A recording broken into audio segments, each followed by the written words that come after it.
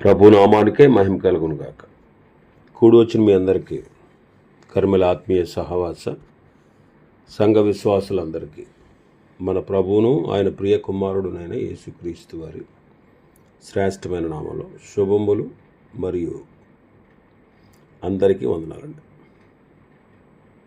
యెహెజ్కేలు గ్రంథం గురించి మనం ధ్యానం చేసుకుంటున్నాం. యెహెజ్కేలు గ్రంథం. యెహెజ్కేలు గురించి, అలాగే ఆయన రచనల ప్రారంభం గురించి, ఆయన జీవించిన కాలం గురించి,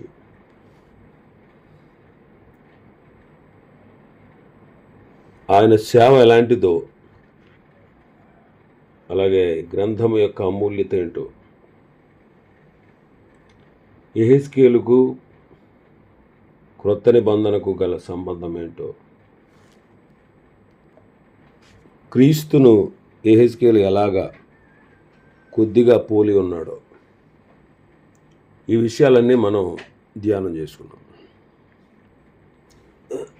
ఈరోజు యెహెజ్కేలు గ్రంథంలో ఉన్నటువంటి క్రీస్తుని గురించి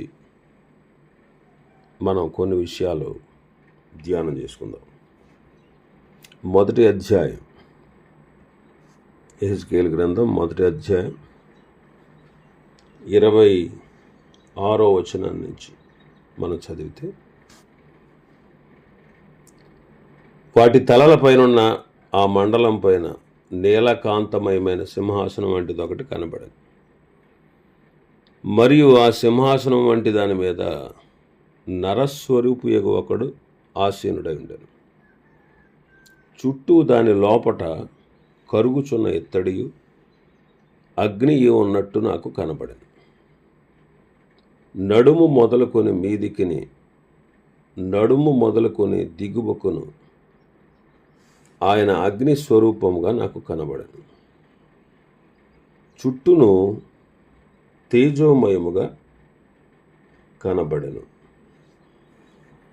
వర్షాకాలమున కనబడు ఇంద్రధనుసు యొక్క తేజస్సు వలె దాని చుట్టూనున్న తేజస్సు కనబడెను. ఇది యెహోవా ప్రభావ స్వరూప దర్శనము.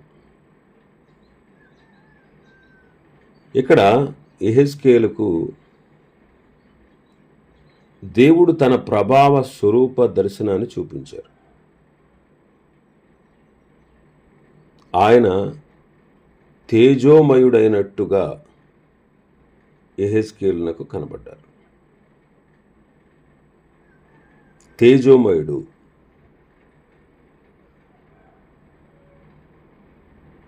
ఆయన అగ్ని స్వరూపముగా నాకు కనబడను. చుట్టూను తేజోమయముగా ఉండెను.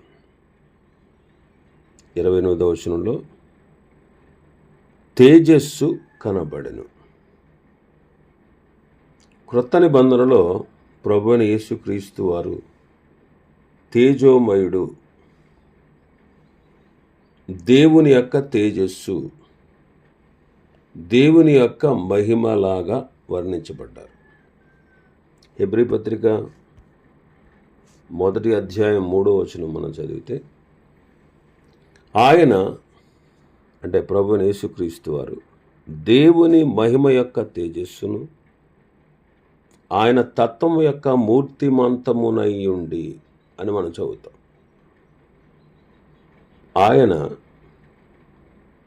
దేవుని మహిమ యొక్క తేజస్సు, దేవుని మహిమ యొక్క తేజస్సు. యాకోబు పత్రిక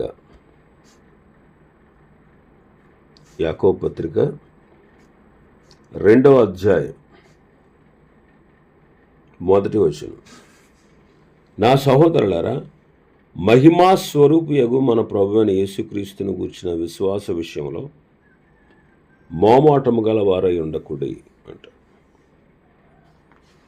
మహిమా స్వరూపియగు ప్రభువైన యేసుక్రీస్తు.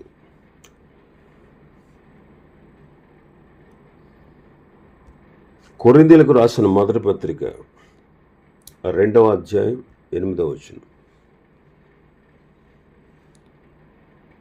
అది లోకాధికారులలో ఎవనికిని తెలియదు. అది వారికి తెలిసి ఉండని ఎడల మహిమాస్వరూపియగు ప్రభువును సిలువ వేయకపోయిందురు అంటారు. మహిమాస్వరూపి అయిన ప్రభువు ఆయన మానవుడిగా మన కొరకు అవతరించి, మన కొరకు శ్రమలు పొంది, మన కొరకు మరణించి, మన కొరకు సమాధి చేయబడి, మన కొరకు తిరిగి లేచారు. మరణాన్ని జయించి తిరిగి లేచారు. ఆయన మహిమను మనకిచ్చారు. ఆయన మహిమను మనకి ఇచ్చారు.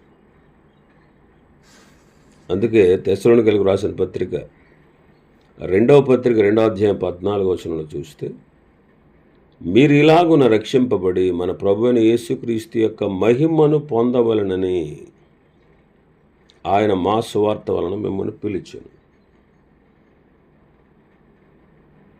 కాబట్టి ఆయన దేవుని యొక్క తేజస్సు, దేవుని యొక్క మహిమ, ఆయనే తేజోమయుడు. కాబట్టి మన అనుదిన జీవితంలో ప్రభుతో మనం సహవాసం చేస్తూ ప్రభు యొక్క మహిమను లోకములో ప్రతిఫలింపచేయచ్చు.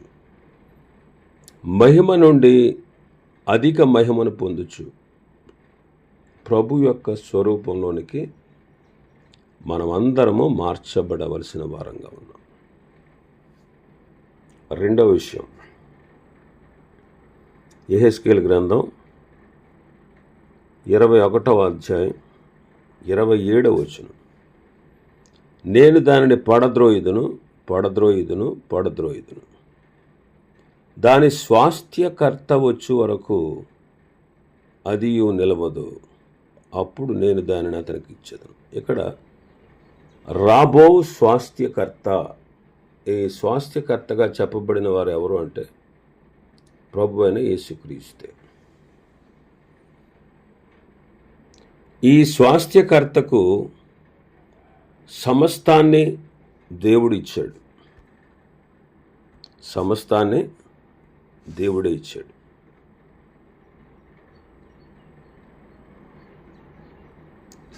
మొదటి అధ్యాయం 2వ వచనం హెబ్రీ పత్రిక, ఈ దినముల అంతమందు కుమారుని ద్వారా మనతో మాట్లాడను, ఆయన ఆ కుమారుని సమస్తమునకు వారసునిగా నియమించెను. కాబట్టి దేవుని స్వాస్థ్యానికి అంతటికీ కర్త ఎవరు అంటే ప్రభువైన యేసుక్రీస్తు. క్రీస్తునందలి విశ్వాసము ద్వారా ఈనాడు మనము కూడా దేవుని పిల్లలుగా తీర్చబడతాం. దేవుని వారసులు మనం కూడా. అందుకే క్రీస్తుతో కూడా మనము మహిమ పొందుటకు ఆయనతో శ్రమపడిన ఎడల ఆయన తోటి వారసులము అంటాడు. రోమాపత్రిక 8వ అధ్యాయం 17వ వచనం, మనం పిల్లలమైతే వారసులము, అనగా దేవుని వారసులము, క్రీస్తుతో కూడా మహిమ పొందుటకు ఆయనతో శ్రమపడిన ఎడల క్రీస్తుతోటి వారసులము. యోహాను సువార్త 1వ అధ్యాయం 12వ వచనంలో చూస్తాం, తన్ను ఎందరు అంగీకరించిరో వారందరికీ, అనగా తన నామమందు విశ్వాసం ఉంచిన వారికి దేవుని పిల్లలగుటకు ఆయన అధికారము అనుగ్రహించు. కాబట్టి స్వాస్థ్యకర్త ప్రభువైన యేసుక్రీస్తే. ఆయనతోటి మనం కూడా దేవుని యందు విశ్వాసం ఉంచుట ద్వారా మనం ఆయన పిల్లలము, ఆయన వారసులము. సహించిన వారమైతే ఆయనతో కూడా ఏలుదుము అంటాడు. తిమోతి పత్రిక 2వ పత్రిక 2వ అధ్యాయం 12వ వచనంలో పౌలు గారు తిమోతితో. కాబట్టి సహిస్తే మనం కూడా ఆయనతో పాటు రేపు ఏలుతాం. ఇంకా 34వ అధ్యాయం యెహెజ్కేలు గ్రంథం 34వ అధ్యాయం 24వ వచనం, యెహోవానైన నేను వారికి దేవుడినైందును, నా సేవకుడైన దావీదు వారి మధ్య అధిపతిగా ఉండును. సేవకుడుగా చెప్పబడినటువంటి దావీదు ప్రభువైన యేసుక్రీస్తే. దావీదు అనే పేరుతో ప్రభువైన యేసుక్రీస్తు వారు గుప్తమై ఉన్నారు. ఇక్కడ నా సేవకుడైన దావీదు అంటున్నారు. యేసుక్రీస్తు కూడా ఈ లోకంలో సేవకునిగా పనిచేశారు. మార్కు సువార్త యొక్క ముఖ్యమైన అంశం ఏంటంటే సేవకుడైన క్రీస్తు. ఈ సేవకుడైన క్రీస్తు నమ్మకమైన చురుకైన సేవకునిగా ఆయన వర్ణించబడ్డారు. అందుకే యోహాను సువార్త 17:4 మనం చదువుతాం, దేవుడు ఆయనకు అప్పగించినటువంటి పనిని సంపూర్ణంగా నెరవేర్చి తండ్రిని మహింపపరిచినటువంటి సేవకుడుగా మనం చూస్తాం. యోహాను సువార్త 17:4 మనం చూస్తాం అన్నమాట. చేయుటకు నీవు నాకు ఇచ్చిన పని నేను సంపూర్ణంగా నెరవేర్చి భూమి మీద నిన్ను మహిమపరిచితిని అంటారు. కాబట్టి మనకు మంచి చక్కని మాదిరికరమైన సేవకుడు. మనం కూడా ఆయన అడుగు జాడలో నడుస్తూ వినయ భయభక్తులతో దేవునికి మనం ప్రీతికరమైన సేవ చేయాలి. హెబ్రీ గ్రంథకర్త అదే అంటారు. 12వ అధ్యాయం 28-29 చూస్తే, అందువలన మనం నిశ్చలమైన రాజ్యమును పొంది దైవ కృప కలిగి ఉందాము. ఆ కృప కలిగి వినయ భయభక్తులతో దేవునికి ప్రీతికరమైన సేవ చేయుదాము. ఇంకా మనం చూస్తే 4వదిగా 34వ అధ్యాయం యెహెజ్కేలు గ్రంథం 34వ అధ్యాయం 23వ వచనం, వాటిని మేపుటకై నేను నా సేవకుడైన దావీదును వాటి మీద కాపరినిగా నియమించెదను. అతడు వాటికి కాపరిగా ఉండి వాటిని మేపును. 37వ అధ్యాయం 24వ వచనం, నా సేవకుడైన దావీదు వారికి రాజును, వారికందరికీ కాపరి ఒక్కడే ఉండును. వారు నా విధులను అనుసరింతురు, నా కట్టడలను గైకొని ఆచరింతురు. ఇక్కడ వర్ణించబడిన ఒక్కడే కాపరి ఎవరు అంటే ప్రభు అయిన యేసుక్రీస్తే. ఆయన మంచి కాపరి. యోహాను సువార్తలో మనం చూస్తాం 10వ అధ్యాయంలో. యోహాను సువార్త 10వ అధ్యాయం 11వ వచనం, నేను గొర్రెలకు మంచి కాపరిని. మంచి కాపరి గొర్రెల కొరకు తన ప్రాణము పెట్టును. 16వ వచనం చదివితే, ఈ దొడ్డివి కాని వేరే గొర్రెలను నాకు కలవు, వాటిని కూడా నేను తోడుకొని రావాలను. అవి నా స్వరము వినును. అప్పుడు మంద ఒక్కటియు గొర్రెల కాపరి ఒక్కడును అగును. కాబట్టి మన ప్రభువు మంచి కాపరి. మంచి కాపరిగా మన కొరకు ప్రాణం పెట్టినవాడు ఆయన. గొప్ప కాపరిగా ఈనాడు మనల్ని కాపాడుతూ ఉన్నాడు. గొప్ప కాపరిగా ఈనాడు మనల్ని కాపాడుతూ ఉన్నాడు. అందుకే హెబ్రీ పత్రిక 13వ అధ్యాయం 20-21 వచనాలు చూస్తే, గొర్రెల గొప్ప కాపరి అయిన యేసు అని మనం చదువుతాం. ఆయన గొర్రెల గొప్ప కాపరి. ప్రధాన కాపరి ఆయనే. ప్రధాన కాపరి. పేతురు మొదటి పత్రిక 5వ అధ్యాయం 4వ వచనాన్ని చదివితే, ప్రధాన కాపరి ప్రత్యక్షమైనప్పుడు మీరు వాడబారని మహిమ కిరీటము పొందుదురు అంటాడు.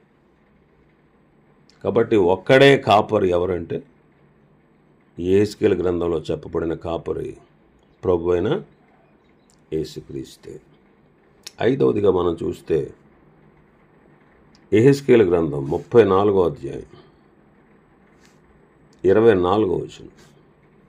వాటిని మేపుటకై నేను నా సేవకుడైన దావీదును వాటి మీద కాపరిగా నియమించెదను. అతడు వాటికి కాపరిగా ఉండి వాటిని మేపును. 24వ వచనం. యెహోవానైన నేను వారికి దేవుడనైందును, నా సేవకుడైన దావీదు వారి మధ్య అధిపతిగా ఉండును. యెహోవానైన నేను మాట ఇచ్చి ఉన్నాను. అధిపతి అనే మాట చదువుతున్నాం 24వ వచనంలో. నా సేవకుడైన దావీదు వారి మధ్య అధిపతిగా ఉండును అంటారు. 37వ అధ్యాయం 25వ వచనంలో, 46వ అధ్యాయం 16వ వచనంలో, ఇలాగ యెహెజ్కేలు గ్రంథంలో చాలాసార్లు అధిపతిగా చెప్పబడినది మన ప్రభువైన యేసుక్రీస్తు. ఆయన జీవాధిపతి అయిన ఆయన మన కొరకు మరణించి మరణమును నిరర్ధకము చేసి మనకు నిత్య జీవము అనుగ్రహించారు. అపోస్తల కార్యములు 3వ అధ్యాయం 15వ వచనాన్ని మనం చదివితే, మీరు జీవాధిపతిని చంపితిరి, కానీ దేవుడు ఆయనను మృతులలో నుండి లేపెను, అందుకు మేము సాక్షులము అంటారు. ఆయన జీవాధిపతి. ఇంకా మనం చూస్తే యాకోబు పత్రిక 5వ అధ్యాయం 9వ వచనాన్ని చదివితే, సహోదరులారా, మీరు తీర్పు పొందకుండా నిమిత్తము ఒకరి మీద ఒకరు సణగకుడి, ఇదిగో న్యాయాధిపతి వాకిట నిలిచి ఉన్నాడు. తిమోతి 2వ పత్రిక 4వ అధ్యాయం 8వ వచనం చదివితే, నీతిగల న్యాయాధిపతి అయిన ప్రభువు అంటాడు. కాబట్టి ఆయన నీతిగల న్యాయాధిపతి. ఆయన వచ్చి ఎవరెవరికి ఏ ఫలం ఇవ్వాలో ఇచ్చేవాడు ఆయన. ఆ నీతిగల న్యాయాధిపతి ఎదుట మనం నమ్మకంగా జీవిస్తూ ఆయన సేవ చేయాలి. ఇంకా 6వదిగా మనం చూస్తే యెహెజ్కేలు గ్రంథం 37వ అధ్యాయం 23వ వచనం, 23, 24. 24వ వచనం చదువుతాను. నా సేవకుడైన దావీదు వారికి రాజువును. నా సేవకుడైన దావీదు వారికి రాజు. అందరికీ ఒక్కడే ఆయన. అందరికీ ఒక్కడైనటువంటి రాజుగా నియమించబడినటువంటి దావీదు ఎవరంటే ప్రభువైన యేసుక్రీస్తు. ఆయన రాజులకు రాజు, ప్రభువులకు ప్రభువుగా రానై ఉన్నాడు. ప్రకటన గ్రంథంలో మనం చదువుతాం.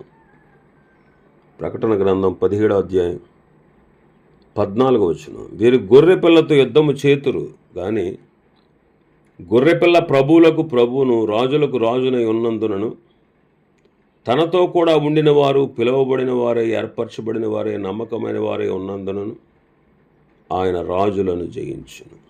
గొర్రెపిల్ల ప్రభువులకు ప్రభువు, రాజులకు రాజు. ప్రకటన గ్రంథం 19వ అధ్యాయం 16వ వచనం. రాజులకు రాజును ప్రభులకు ప్రభు అయిన నామము ఆయన వస్త్రం మీద తొడ మీదను వ్రాయబడి ఉన్నది. ప్రకటన గ్రంథం 11వ అధ్యాయం 15వ వచనం. 7వ దూత బోర ఊదినప్పుడు పరలోకములో గొప్ప శబ్దములు పుట్టెను. ఆ శబ్దములు ఈ లోక రాజ్యము మన ప్రభు రాజ్యమును, ఆయన క్రీస్తు రాజ్యమును ఆయన యుగ యుగముల వరకు ఏలునెను.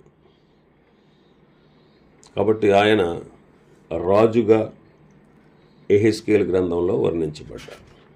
ఇక 7వదిగా మనం చూస్తే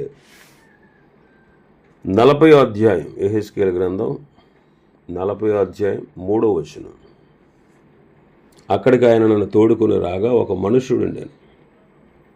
ఆయన మెరయుచున్న ఇత్తడి వలె కనబడెను. దారమును కొలకర్రయు చేతపట్టుకుని ద్వారములో ఆయన నిలువబడి ఉండెను. కొలకర్ర పట్టుకున్నటువంటి ఆయన, మెరయుచున్న ఇత్తడి వలె కనబడి కొలకర్ర పట్టుకున్నవారు. ఎవరు ఈ కొలకర్ర పట్టుకున్నవారు అంటే ఈయన ప్రభు అయిన యేసుక్రీస్తుకు సాదృశ్యంగా ఉన్నారు. ప్రకటన గ్రంథం 10వ అధ్యాయం మొదటి నుంచి మనం చదివితే, బలిష్ఠుడైన వేరొక దూత పరలోకం నుండి దిగివచ్చి చూచితిని. ఆయన మేఘము ధరించుకుని ఉండెను. ఆయన శిరస్సు మీద మేఘధనుస్సు ఉండెను. ఆయన ముఖము సూర్యబింబం వలె, ఆయన పాదములు అగ్నిస్తంభం వలె ఉండెను. ఆయన చేతిలో విప్పబడిన ఒక చిన్న పుస్తకం ఉండెను. ఆయన తన కుడి పాదము సముద్రం మీదను ఎడమ పాదం భూమి మీదను మోపి సింహము గర్జించినట్లు గొప్ప శబ్దముతో ఆర్భటించెను. ఆయన ఆర్భటించినప్పుడు 7 ఉరుములు వాటి వాటి శబ్దములు పలికెను. ఇక్కడ కొలకర్ర చేత పట్టుకుని ఉన్నవారు. మరి ఇక్కడ మనం ప్రకటన గ్రంథంలో చూస్తే ఆయన చేతిలో ఏముంది? విప్పబడి ఉన్న ఒక చిన్న పుస్తకం ఉంది. ఇక్కడ కొలకర్ర అనే పదము, ఆ కొలకర్రతో కొలత వేస్తారు. ఇక్కడ ఈ కొలకర్ర క్రమశిక్షణ చేయుటకు, కాపాడుటకు ఉపయోగించు సాధనం అన్నమాట. ఆయన చేతిలో ఉన్న చిన్న పుస్తకము దైవ చట్టాన్ని చూపిస్తూ ఉంది. దైవ చట్టాన్ని చూపిస్తూ ఉంది. ప్రభువైన యేసుక్రీస్తు వారు వచ్చి ఆయన రాజ్య పరిపాలన భూమి మీద జరిగిస్తారు. ఆయన రాజ్య పరిపాలన దైవ చట్టముతో కూడినది. ఈ దినాల్లో దేవుని ప్రజలమైనటువంటి మనం దైవ చట్టానికి, దేవుని యొక్క కొలతకు సరిపోయే వారముగా మనం జీవించాలి. దేవుని కొలతకు మనం సరిపోవాలి. మనం అలాగా జీవిస్తున్నామో లేదో మనల్ని మనం సరిచూసుకోవాలి. కాబట్టి మనల్ని మనం వాక్యానుసారంగా జీవించుట, వాక్యానుసారంగా జీవిస్తే అది మనకెంతో ప్రయోజనకరం. కాబట్టి మనం వాక్యాన్ని వినివారు మాత్రమే అండి, మనల్ని మనం మోసపుచ్చుకోకుండా వాక్య ప్రకారం ప్రవర్తించేవారుగా ఉండాలంటాడు.